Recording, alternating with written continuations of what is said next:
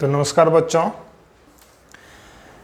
तो ये प्रकाश का परावर्तन चैप्टर का ये आखिरी वीडियो है जिसमें हम लोग ऑब्जेक्टिव्स क्वेश्चंस की चर्चा करेंगे, जो कि इस चैप्टर में पूछे जाने वाले, पूछे गए और इम्पोर्टेंट क्वेश्चंस हैं, उसकी हम लोग चर्चा करेंगे इस चैप्टर में। ठीक है, तो ये है प्रकाश का परावर्तन चैप्टर का ऑब्जेक्टिव सेशन। ठीक, ऑब्जेक्टिव क्वेश्चंस, ऑब्जेक्टिव क्वेश्चंस।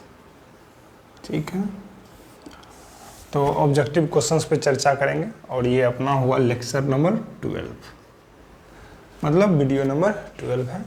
तो पहला क्वेश्चन का हम लोग चर्चा करते हैं और ये पूछते हैं कि बोलिए फर्स्ट वन में क्वेश्चन कि प्रकाश किस रेखा में चलती है, किस रेखा में चलती है। यदि इस बात की चर्चा करेंगे तो बोलिएगा, सभी आदमी आंसर बोलिएगा, साथ साथ लिखते भी जाइएगा। कैसी? सीधी रेखा में। कैसी चलती है? सीधी रेखा में, है कि नहीं। शुरुआत हम लोग आसान आसान क्वेश्चन से करते हैं, बाद में कंसेप्चुअल क्वेश्चन की ओर भी बढ़ेंगे। दूसरा क्वेश्चन है, जैसे आपसे पूछे प्रकाश की चाल कितनी होती है, प्रकाश की चाल कितनी होती है, मतलब वायु में प्रकाश की चाल कितनी होती है। तो हम लोग लिखेंगे कितनी होती है, 3 × 10⁵ किलोमीटर प्रति सेकेंड, या नहीं तो 3 × 10⁸ मीटर प्रति सेकेंड। ठीक, ये चीज़ हो गया। पहले हम लोग आसान आसान क्वेश्चन से आगे की ओर बढ़ते हैं। ठीक है ना, प्रकाश की चाल होगी। उसके बाद आपसे पूछा जाएगा, ये अगला क्वेश्चन हो सकता है कि मोटर गाड़ी में,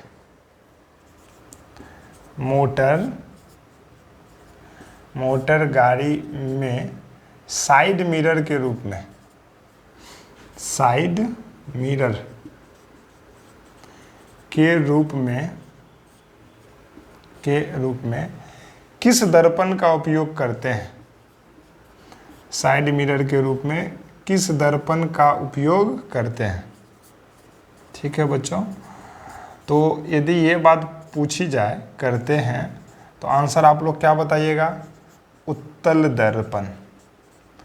किसका उपयोग किया जाता है? उत्तल दर्पण का। बताए थे उत्तल दर्पण में हमेशा वस्तु से छोटा प्रतिबिंब बनता है और आभासी बनता है, तथा यह अपने पीछे वाले विस्तृत क्षेत्र का, मतलब बहुत ज़्यादा क्षेत्र का छोटा प्रतिबिंब बना करके उस दर्पण के अंदर समाजित कर देता है, जिससे कि पीछे के विस्तृत क्षेत्र को देखने में क्या होती है, आसानी होती है। इसीलिए हम लोग साइड मिरर में किसका उपयोग करते हैं, तो उत्तल दर्पण का उपयोग करते हैं। और हम बोले भी थे कि ये क्वेश्चन आप लोगों को पूछा जाता है, ठीक है ना, कि साइड मिरर के रूप में उत्तल दर्पण का उपयोग क्यों करते हैं। तो हम बताए थे, हम लोग साइड मिरर के रूप में उत्तल दर्पण का उपयोग इसलिए करते हैं क्योंकि वह बड़े विस्तृत क्षेत्र का पर छोटा प्रतिबिंब आसानी से बना देता है और ड्राइवर को देखने में क्या होती है, आसान होती है। इसीलिए हम लोग उत्तल दर्पण का इस्तेमाल करते हैं। ठीक, तो अब अगली क्वेश्चन की ओर बढ़ते हैं। क्वेश्चन नंबर 4 देख लेते हैं। और क्वेश्चन नंबर 4 है, दाढ़ी बनाने में किस दर्पण का उपयोग किया जाता है। दाढ़ी बनाने में किस दर्पण का उपयोग किया जाता है, किस दर्पण का उपयोग किया जाता है। ठीक है बच्चों, तो यदि ये पूछे कि दाढ़ी बनाने में किस दर्पण का उपयोग किया जाता है तो किसका किया जाता है, बोलिएगा अवतल दर्पण का। क्या किया जाता है, अवतल दर्पण का।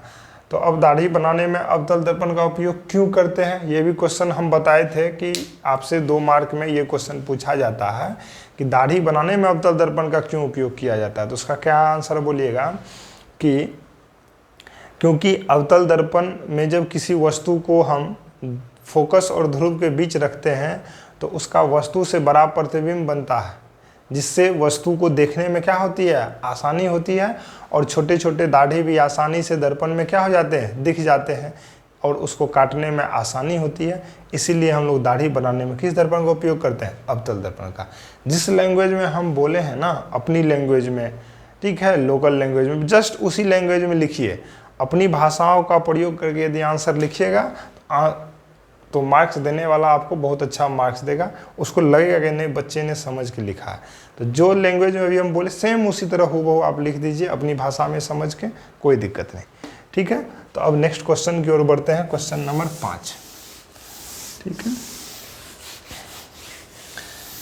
आप लोग स्क्रीनशॉट लेकर के इसको लिख लिया कीजिए, क्वेश्चन नंबर 5, ठीक है ना। क्वेश्चन नंबर 5 है, गोलीय दर्पण की फोकस दूरी वक्रता त्रिज्या की क्या होती है? गोलीय दर्पण की फोकस दूरी, गोलीय दर्पण की फोकस दूरी वक्रता त्रिज्या की क्या होती है? वक्रता त्रिज्या की क्या होती है? क्या होती है, ठीक। तो इसके उत्तर को देखने से पहले हम लोग जानते हैं, संबंध पढ़े थे कि फोकस दूरी वक्रता त्रिज्या की क्या होती है? आधी होती है। तो हम बता भी दिए थे, लिखा भी दिए थे। तो यहाँ पे वक्रता त्रिज्या की क्या होती है? फोकस दूरी वक्रता त्रिज्या की क्या होती है? तो फोकस दूरी वक्रता त्रिज्या की क्या होती है? बोलिए, आधी होती है। तो उत्तर में क्या लिख लीजिएगा? बोलिए, आधी होती है। कितनी होती है? आधी होती है। और ये वाला सूत्र लिख लीजिएगा, ठीक। F बराबर R/2। यदि इसी क्वेश्चन में आपको उल्टा के यदि ये पूछ दे, इसी क्वेश्चन में यदि दूसरा क्वेश्चन ये बन सकता है, आप लोग क्वेश्चन दे के लिखिएगा, क्वेश्चन नंबर 6, ये पूछ दे कि गोलीय दर्पण में, ये पूछ दे गोलीय दर्पण में, गोलीय दर्पण में वक्रता त्रिज्या, वक्रता त्रिज्या फोकस दूरी की क्या होती है? वक्रता त्रिज्या फोकस दूरी की क्या होती है या डैश होती है? तो क्या होती है? बोलिए, F बराबर R/2 है, तो R बराबर कितना हो जाएगा? कोना कोना कुछ नहीं तो बटे 1 है, कोना कोना गुना करेंगे तो क्या R बराबर 2F।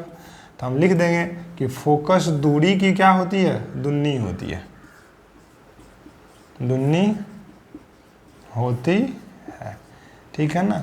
बस यहाँ पे केवल लैंग्वेज फोकस की जगह वक्रता, वक्रता की जगह फोकस बदल गया, तो ये आधा से क्या हो गया? दुगुना हो गया। इस बातों को ध्यान में रख करके पढ़ेंगे, है कि नहीं? ये बातें समझ में आ गई। तो अब नेक्स्ट क्वेश्चन की ओर मूव करते हैं, ठीक है। वस्तु से छोटा और आभासी प्रतिबिंब, वस्तु से छोटा और आभासी प्रतिबिंब, ठीक है। वस्तु से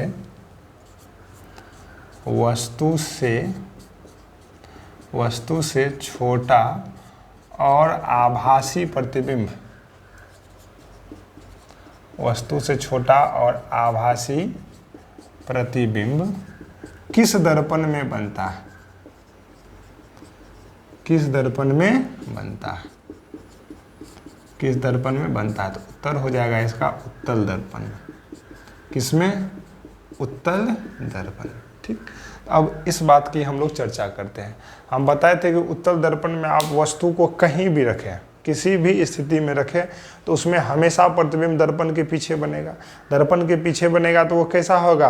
आभासी होगा, है कि नहीं? दर्पण के पीछे जो ही बना तो आभासी ही होगा, और उसमें जो भी प्रतिबिंब बनता है वो क्या बनता है? वस्तु से छोटा ही बनता है। तो जिसमें कि हम लोग केवल एक कंडीशन पढ़े थे। कौन सा कंडीशन? केवल एक कंडीशन पढ़े थे, तो वो कौन सा दर्पण था? उत्तल दर्पण, ठीक है बच्चों। तो अब नेक्स्ट क्वेश्चन की ओर मूव करते हैं कि निम्नलिखित में किस दर्पण द्वारा किसी वस्तु का वास्तविक प्रतिबिंब मिल सकता है? ठीक है, ये ऑप्शन दे करके हम लोग कोशिश करेंगे सॉल्व करने का। निम्नलिखित में अच्छा क्वेश्चन है ये। निम्नलिखित में किस दर्पण द्वारा वस्तु का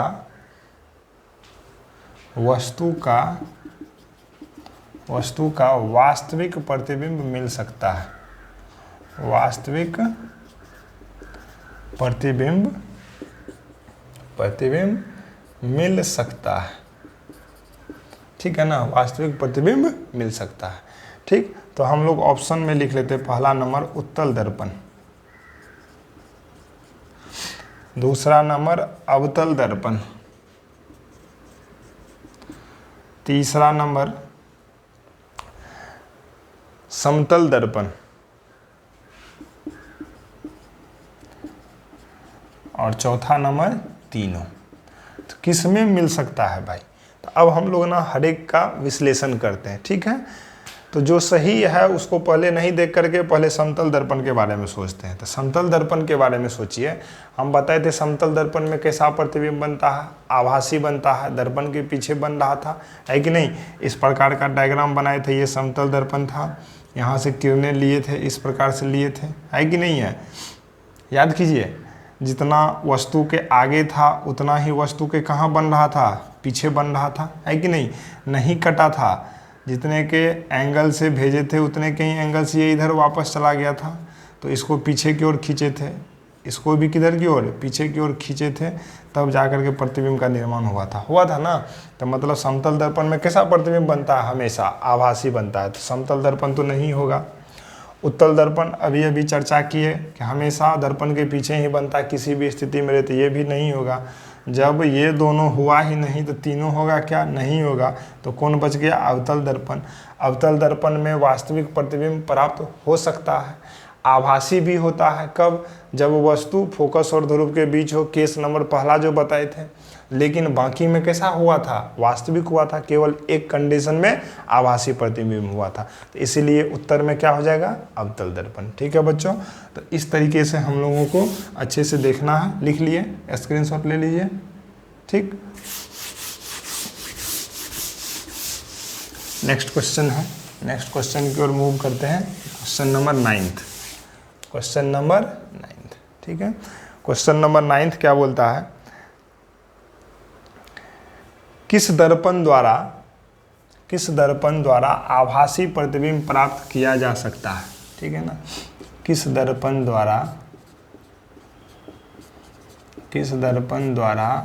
आभासी प्रतिबिंब प्राप्त किया जा सकता है, आभासी प्रतिबिंब प्राप्त किया जा सकता है। तो ए नंबर ऑप्शन में दे दिया आपको उत्तल दर्पण, बी नंबर में दे दिया अवतल, सी नंबर में दे दिया समतल और डी नंबर में दे दिया तीनों। किस में प्राप्त किया जा सकता है, इसका तो बता ही दिए, प्राप्त हमेशा समतल, हमेशा आभासी, उत्तल में भी हमेशा आभासी, अवतल में केवल एक कंडीशन में आभासी होता है, जो अभी अभी हम पिछले क्वेश्चन में चर्चा किए। इसमें भी आभासी, इसमें भी, तो आंसर किस में हो जाएगा, तीनों में। आंसर में क्या हो जाएगा, तीनों। क्वेश्चन नंबर अब 10 की ओर बढ़ते हैं। कहाँ पे स्थित होने से वस्तु का प्रतिबिंब अवतल दर्पण के फोकस पर बनता है, कहाँ पे स्थित होने से वस्तु का प्रतिबिंब अवतल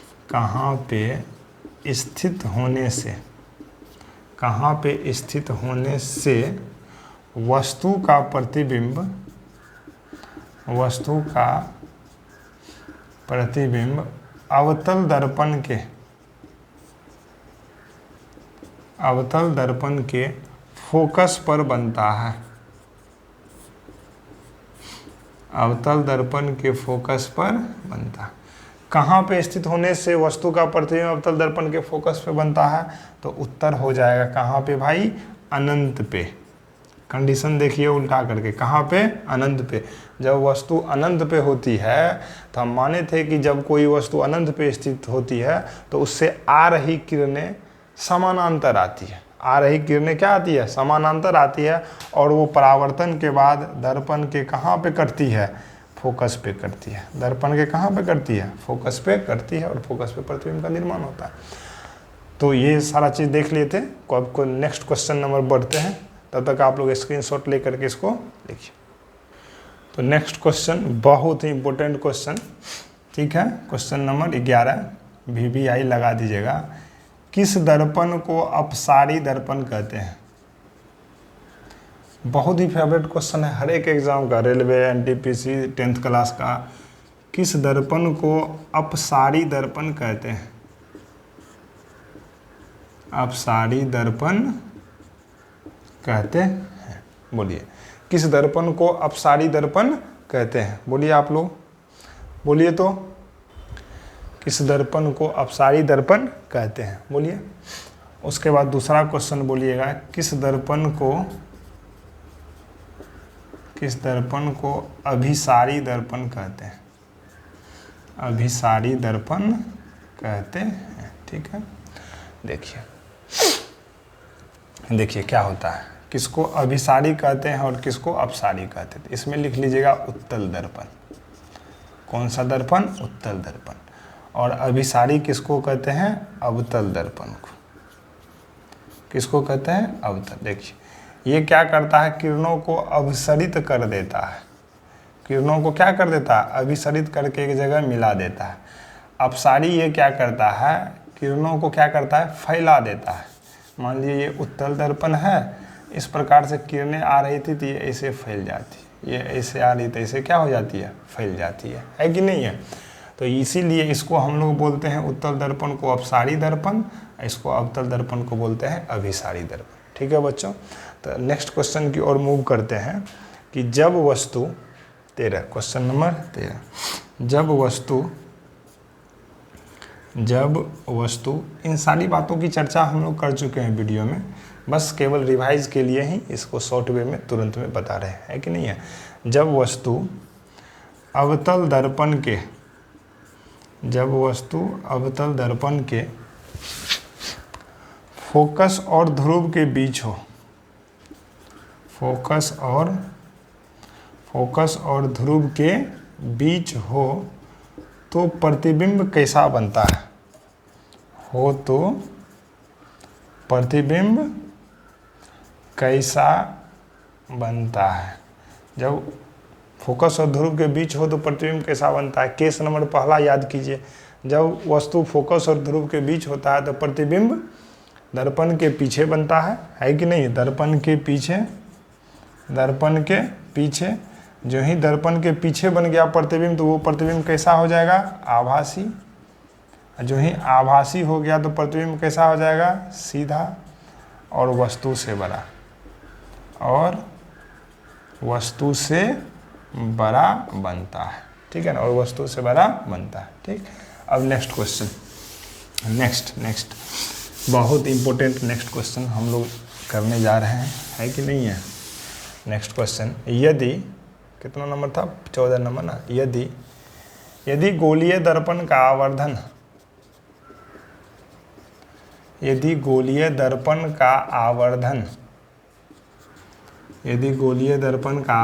ऋणात्मक हो तो, यदि गोलीय दर्पण का आवर्धन ऋणात्मक हो तो प्रतिबिंब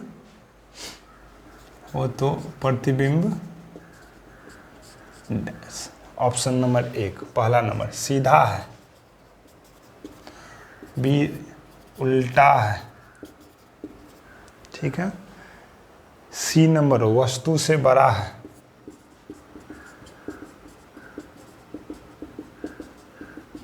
और डी नंबर वस्तु से छोटा है। वस्तु से छोटा है। तो बताइए, जब ऋणात्मक हो, आवर्धन का मान जब ऋणात्मक हो तो प्रतिबिंब कैसा होता है? बताए थे लास्ट वीडियो में कि यदि ऋणात्मक है कहने का मतलब तो 100% एक ऊपर होगा और एक क्या होगा? नीचे। ऑब्जेक्ट यदि ऊपर होगा, इमेज यदि नीचे होगा तो ही तो आवर्धन ऋणात्मक होगा। तो इसका मतलब ऊपर नीचे या नीचे ऊपर का मतलब है क्या हो जाएगा? वस्तु से उल्टा हो जाएगा। वस्तु से क्या हो जाएगा? उल्टा। समझ में आ रहा है बच्चों? उम्मीद है कि समझ में आ रहा होगा। और सारे वही क्वेश्चन सब आ रहे हैं जो क्वेश्चंस हम लोग मतलब जो टॉपिक्स हम लोग क्लास में पढ़ चुके हैं। ठीक, स्क्रीनशॉट लेकर के इसको लिखिए, बोर्ड को इरेज कर रहे हैं। नेक्स्ट क्वेश्चन है बच्चों, यदि किसी दर्पण द्वारा बने प्रतिबिंब का आकार वस्तु के आकार के बराबर हो तो वह दर्पण कैसा है? अगला क्वेश्चन है, यदि प्रतिबिंब का आकार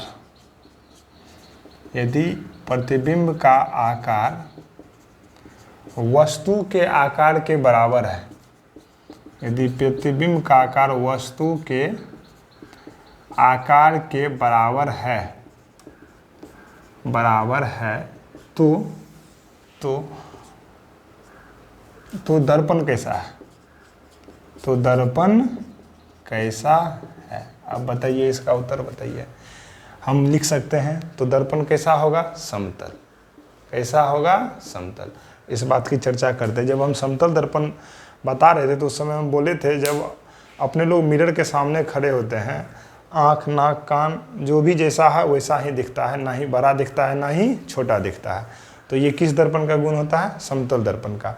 तो मतलब जब वस्तु का आकार प्रतिबिंब के आकार के बराबर हो तो कैसा है दर्पण? समतल दर्पण है। अब समतल दर्पण से बहुत अच्छा एक क्वेश्चन है जिसका हम जिक्र थ्योरी क्लास में नहीं कर पाए थे, कि किसी वस्तु का पूरा प्रतिबिंब देखने के लिए, अचानक अभी याद आ गया, किसी वस्तु का पूरा प्रतिबिंब देखने के लिए, पूरा प्रतिबिंब देखने के लिए दर्पण की न्यूनतम लंबाई, दर्पण की न्यूनतम लंबाई, दर्पण की न्यूनतम लंबाई कितनी होनी चाहिए? दर्पण की न्यूनतम लंबाई कितनी होनी चाहिए? मतलब ये कहने का कि मान लीजिए कि हम हैं 5 फीट का और हमको दर्पण में अपना पूरा का पूरा इमेज देखना है, प्रतिबिंब देखना है, तो वो दर्पण की लंबाई हम क्या लेंगे? ठीक है, तो हम लेंगे आधा, अपने हाइट का आधा। कहने का मतलब यदि हम 5 फीट का है तो हम कितने फीट का दर्पण लेंगे? 2.5 फीट का। यदि कोई आदमी 6 फीट का है और उसको अपना पूरा का पूरा प्रतिबिंब दर्पण में देखना है तो उसको दर्पण कितनी लंबी लेनी होगी? 3 फीट की। तो उत्तर में हम लिख सकते हैं कि वस्तु के लंबाई का आधा। कितना भाई? वस्तु के लंबाई का आधा। ये अचानक से ये क्वेश्चन याद आ गया था, बहुत ही इंपॉर्टेंट क्वेश्चन है। ठीक है ना। अगला 17 नंबर क्वेश्चन नंबर 17 की ओर बढ़ रहे हैं। किस प्रतिबिंब को पर्दे पे प्राप्त किया जाता है? किस प्रतिबिंब को पर्दे पर प्राप्त किया जाता है? किस प्रतिबिंब को पर्दे पे प्राप्त किया जाता है? प्राप्त किया जाता है। किसको प्राप्त किया जाता है? तो वास्तविक प्रतिबिंब को। किसको प्राप्त किया जा सकता है? वास्तविक प्रतिबिंब को। आभासी प्रतिबिंब को हम लोग पर्दे पर प्राप्त नहीं कर सकते हैं। ठीक है, नेक्स्ट क्वेश्चन है, किसी दर्पण में हमेशा आपतन कोण परावर्तन कोण के क्या होता है? तो बराबर होता है, क्योंकि परावर्तन का नियम है कि आपतन कोण का मान परावर्तन कोण के मान के बराबर होता है। तो इस क्वेश्चन को हम लोग नहीं लिख रहे हैं। ठीक है ना। किस दर्पण में आभासी और काल्पनिक दोनों प्रतिबिंब बनता है? किस दर्पण में आभासी और काल्पनिक दोनों प्रतिबिंब बनता है? दोनों प्रतिबिंब बनता है। तो किस दर्पण में बनता है भाई? किस दर्पण में बनता है आभासी और काल्पनिक? केवल और केवल किस दर्पण में? तो अवतल दर्पण में। किसमें? अवतल दर्पण में। अवतल दर्पण में एक कंडीशन में आभासी बनता है दर्पण के पीछे, बाकी के बाकी 5 कंडीशन में क्या बन रहा था? वास्तविक बन रहा था। इसीलिए उत्तर हम लिख सकते हैं किस दर्पण में? अवतल दर्पण में। स्क्रीनशॉट लीजिए आप लोग, हम बोर्ड को इरेज करते हैं। तो भाई नेक्स्ट क्वेश्चन चलते हैं 19 नंबर। ठीक है ना। चिन्ह परिपाटी में सभी दूरियां कहाँ से मापी जाती है? ठीक है ना। चिन्ह परिपाटी में सभी दूरियां कहाँ से मापी जाती है? कहाँ से मापी जाती है? ठीक है ना। तो चिन्ह परिपाटी में सभी दूरियां कहाँ से मापी जाती है? तो हम लोग जिक्र कर चुके, कहाँ से मापी जाती है? बोलिए, ध्रुव से। कहाँ से मापी जाती है? ध्रुव से। मापे हैं ना ध्रुव से, 5-6 वीडियो में तो इसका उपयोग किया है कि नहीं। अगला क्वेश्चन आपसे ये पूछ दे, ठीक है ना, अगला क्वेश्चन ये पूछ दे कि वही चिन्ह परिपाटी या निर्देशांक चिन्ह परिपाटी, या क्या बोला जाता है इसको, निर्देशांक चिन्ह परिपाटी या निर्देशांक चिन्ह परिपाटी में आपतित किरण की दिशा में आपतित किरण की दिशा में आपतित किरण की दिशा में दूरी का मान कैसा लेते हैं? दूरी का मान कैसा लेते हैं? तो बताए थे दूरी का मान कैसा लेते हैं? धनात्मक। कैसा लेते हैं? धनात्मक। मतलब हम बताए थे, मान लीजिए ये है आपतित किरण, मान लीजिए ये क्या है भाई? आपतित किरण है, और हम भी दूरी को माप रहे हैं ध्रुव से। मान लीजिए ये क्या है? ध्रुव है, और ध्रुव से हम इधर ही चल रहे हैं, ये हो गए हम, ठीक है ना। मेरा दिशा आपतित किरण की दिशा क्या है? सेम है, तो क्या हो जाएगा? चिन्ह धनात्मक हो जाएगा, ठीक। अब मान लीजिए यदि कोई आदमी है, ये ध्रुव हो गया, वो ध्रुव से इधर की ओर माप रहा है, ये इधर की ओर माप रहा है, तो आपतित किरण तो जा रही है उधर, हम आ रहे हैं इधर, तो दोनों विपरीत दिशा में हो गया, तो चिन्ह क्या हो जाता है? ऋणात्मक हो जाता है, ठीक है ना। आपतित किरण की दिशा में दूरी का मान धनात्मक, आपतित किरण की विपरीत दिशा दे दे तो क्या मान हो जाएगा यहाँ पे? ऋणात्मक, ठीक है बच्चों। उम्मीद है आप लोग समझ गए होंगे और बहुत अच्छे तरीक़ा से समझ गए होंगे, ठीक। नेक्स्ट क्वेश्चन, ठीक है। चिन्ह परिपाटी के अनुसार अवतल दर्पण की फोकस दूरी क्या होती है? चिन्ह परिपाटी के अनुसार, चिन्ह परिपाटी के अनुसार अवतल दर्पण की फोकस दूरी क्या होती है? अवतल दर्पण की फोकस दूरी क्या होती है? कहने का ये मतलब है कि धनात्मक होती है कि ऋणात्मक होती है। तो उस चीज़ को एक्सप्लेन करते हैं। ये क्या हो गया? अवतल दर्पण। ये हो गया प्रधान अक्ष, ये ध्रुव, यहाँ कहीं फोकस और यहाँ कहीं वक्रता की। और वस्तु जहाँ भी रहेगी तो वो तो दर्पण के सामने ही रहेगी, तो यही ना दर्पण होगी। मान लो ये हो गया आपतित किरण, ये कौन सा किरण? आपतित किरण। तो अब हमको फोकस तक चलना है, कहाँ से? ध्रुव से। तो देखिए, तो हमारी दिशा आपतित किरण की दिशा क्या है? विपरीत है। तो कहने का मतलब इसका मान क्या होगा? ऋणात्मक। क्या होगा? ऋणात्मक। मतलब हम बताए भी थे कि अवतल दर्पण में फोकस दूरी क्या होती है? ऋणात्मक होती है। क्या होती है? ऋणात्मक। अब नेक्स्ट क्वेश्चन है, प्रतिबिंब की ऊंचाई और वस्तु की ऊंचाई को क्या कहते हैं? बोलिए, आप लोग बोलिए क्या कहते हैं? तो प्रतिबिंब की ऊंचाई और वस्तु की ऊंचाई के अनुपात को क्या बोलते हैं? आवर्धन बोलते हैं। क्या बोलते हैं? आवर्धन। ये पढ़े थे ना लास्ट वीडियो में कि प्रतिबिंब की ऊंचाई और वस्तु की ऊंचाई के अनुपात को क्या बोलते हैं? आवर्धन बोलते हैं। क्या बोलते हैं? आवर्धन। तो सौर ऊर्जा को संचित करने के लिए, सौर ऊर्जा को संचित करने के लिए किस दर्पण का उपयोग करते हैं? ठीक है, सौर ऊर्जा को संचित करने के लिए, संचित करने के लिए किस दर्पण का उपयोग करते हैं? किस दर्पण का उपयोग करते हैं? तो किसका उपयोग करते हैं? बोलिए, किसका उपयोग करते हैं? अवतल दर्पण का। किसका करते हैं? अवतल दर्पण का। ठीक है, अवतल दर्पण का उपयोग करते हैं। और इसी अवतल दर्पण से रिलेटेड अब बहुत सारे क्वेश्चंस बनेंगे। जैसे एक क्वेश्चन ये बनेगा कि डॉक्टर किस दर्पण का उपयोग करते हैं? आँख कान नाक वाले डॉक्टर किस दर्पण का उपयोग करते हैं? अवतल दर्पण का उपयोग करते हैं। ठीक है बच्चों, तो ये हो गया फर्स्ट चैप्टर का ऑब्जेक्टिव्स क्वेश्चन। अब हम लोग प्रकाश का अपवर्तन स्टार्ट करेंगे। ठीक है ना, और आप लोग जो भी नोट्स बना लिए हैं ना, उसको भी पढ़िए, 2-3 बार पढ़िए, और ये ऑब्जेक्टिव्स को भी रेफ़र कर लीजिए। ठीक है ना, बाकी नोट्स जितना भी बना है फुल्ली चैप्टर, उसको बहुत आसान वे में आराम से उसको पढ़िए, कोई दिक्कत नहीं होगा। उम्मीद है आप लोग अच्छा कीजिएगा, रिवीजन कीजिए। तब तक के लिए नमस्कार।